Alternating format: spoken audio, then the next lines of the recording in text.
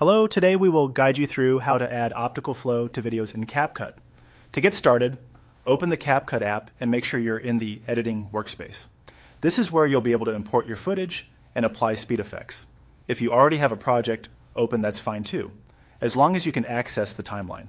Once you're inside CapCut, drag your sample video into the timeline. This places your clip into the main editing area so you can begin making changes. It's a good idea to confirm that the correct clip is selected before moving on, especially if your project contains more than one video. Next, look toward the top right area of the screen and click on Speed. This is the control panel that lets you adjust how fast or slow your video plays. Since optical flow is most useful when you're creating smoother, slow-motion footage, this is the section you'll need. After opening the speed settings, drag the speed control to the left to slow the video down. Moving it left reduces the playback speed, which stretches the clip and creates the slow motion effect. Keep in mind that slowing footage too much can sometimes make motion appear choppy, which is exactly why CapCut offers tools like optical flow to help improve the result. You may also see an option called Remove Flicker. Click on it if needed, but be aware that this feature requires a pro subscription.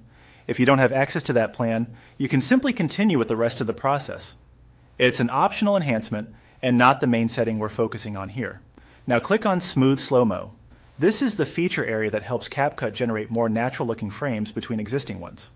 In simple terms, it helps smooth out slowed footage so movement looks less jumpy and more polished. From there, click the drop-down menu and select Optical Flow. This tells CapCut to use optical flow processing for the slow motion effect.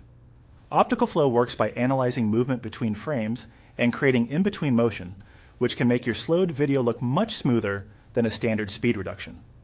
After selecting it, give CapCut a moment to process the clip if necessary. Depending on your device and the length of the video, this can take a little time.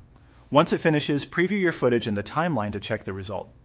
You should now have a smoother, slow-motion video using optical flow in CapCut.